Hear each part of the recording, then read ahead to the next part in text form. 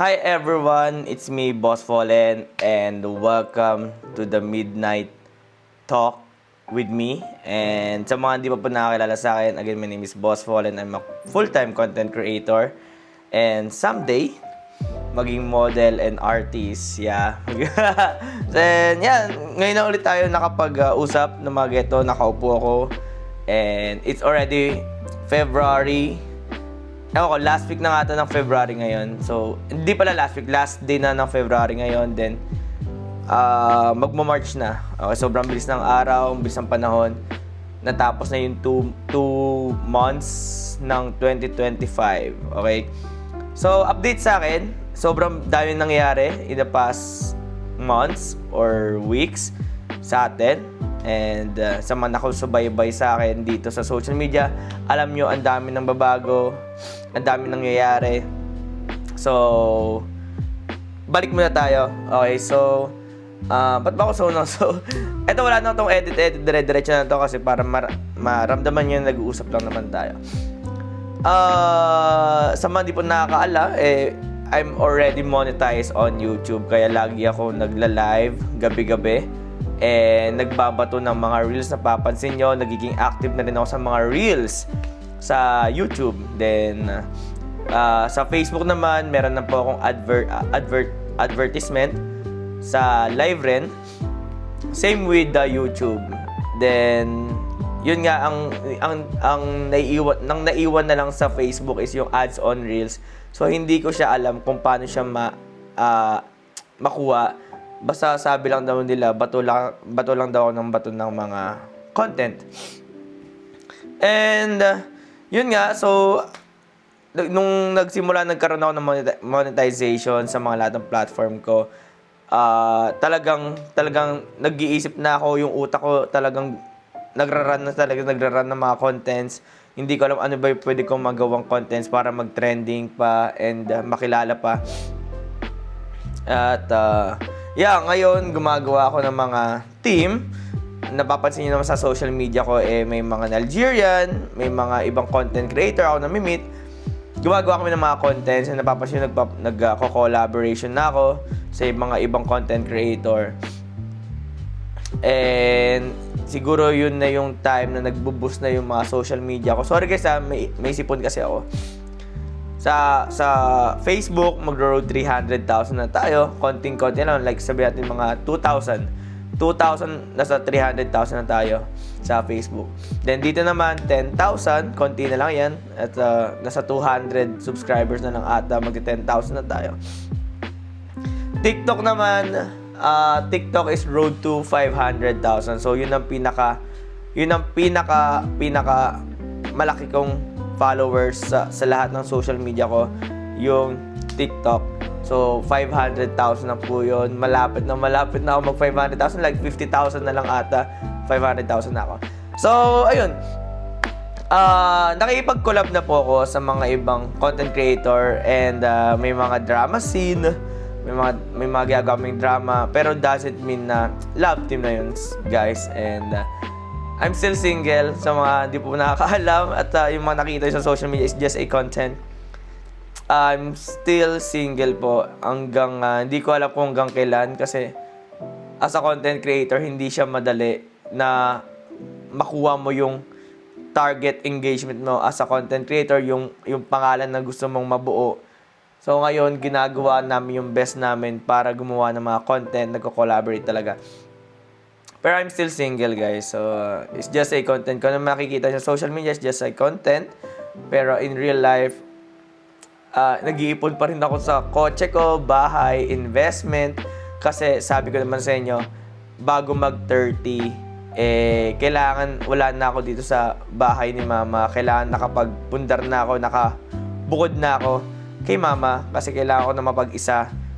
At makuha lahat ng mga expenses para malaman ko kung kakayanin ba makapag-survive. Ayun, so sorry hindi ako nakapag-vlog ng mga ganito. Actually, namimiss ko ngayon mga ganito na usap-usap tayo. Kasi hindi ko pa kayang i-organize lahat kasi merong time na kailangan pumunta rito for branding promotion. Siyempre may hinahandle akong, mayroon ako isang brand na Cinderella. So, kailangan ako dito magpro-promote. So, pag lumabas ako, wala akong content, wala akong live kasi sobrang layo talaga. Sobrang, alam niyo mas dito sa Pilipinas, sobrang traffic.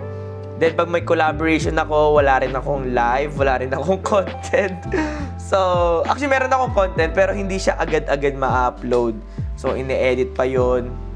Ginagawan pa yun ng sequence, like, script. Sinushoot pa yun, ine-edit pa yun, i-upload pa yun. Sobrang tagal, sobrang dami. Then, pag nagta-travel ako, wala rin akong live, wala rin akong content. So, hindi ko pa siya ma-organize talaga. Ako kasi yung tipong lalaki na parang hindi ako masyado nag-overthink na ito yung plano, ito yung ganyan. Kasi ang bilis magbago ng panahon, guys. Nilatag mo lahat ng plano mo, tapos pag nagbago ang panahon, lahat yan mawawala. So, mag-a-adjust ka na naman. So, sayang na yung effort, sayang pag-overthink mo sa mga plano mo. Kaya ako, kung ano yung panahon, yun lang, kung ano meron ako ngayon, ginagawa ko na lang. At yun nga, so ngayon, ipon-ipon lang ako. Nagkakaroon ako ng income dito sa YouTube, sa pag-upload ko.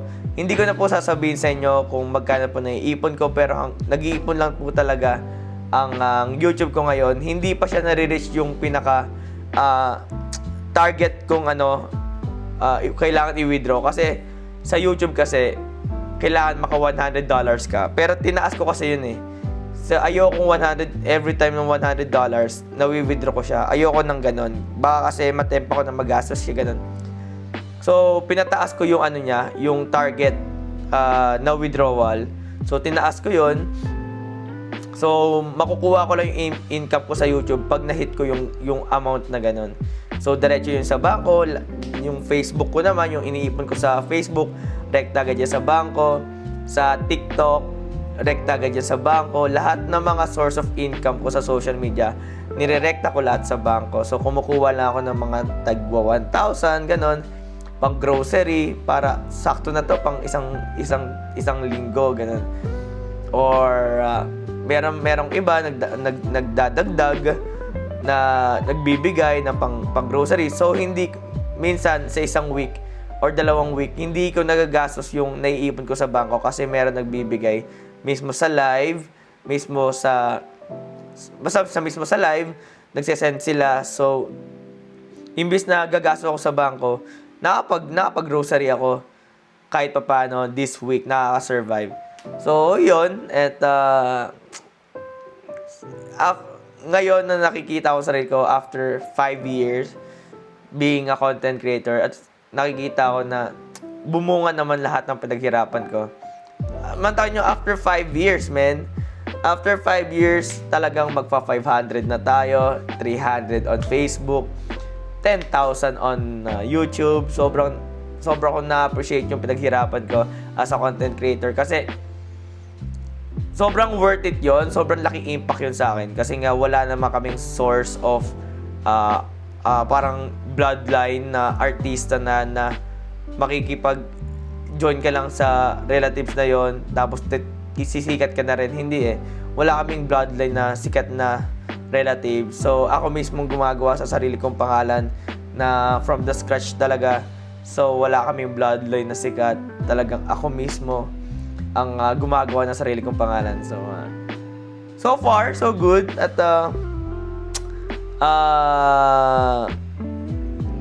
natutuwa ako na at least papaano, nagkakabunga siya. So, every time nag-upload ako, ang dami ng views. Pag nag-live ako, ang dami ng sumusubaybay. And I hope na dumami pa kayo. And after 5 years na, wala pa rin akong gathering. 5 years na, wala akong gathering. Hindi ko kasi siya alam kung paano siya nag-work. Hindi ko alam kung paano mag-organize ng ganon. Ang dami nagsasuggest sa akin na magpa-gathering ka naman. Gusto ko namin makita. Hindi ko magawa kasi yung mga gathering kasi may organizer kasi siya. And pag mga handler, sila nag-organize niyan. kung ako mismo mag-organize niyan, tapos ako rin kikilos, ako rin gagawa lahat, ako gagawa ng mga program, tapos gusto nyo rin na makita. Nakakapagod, man. Sobrang, alam mo yun, pagod na ako.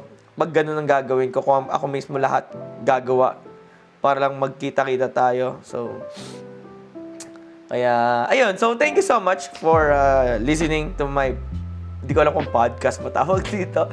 Pero, sana na-enjoy nyo yung aking konting vlog. Siguro pag wala akong mga travel vlog, ito muna gagawin ko. Usap-usap tayo, i-share ko sa inyo yung mga nangyayari and mga about my life.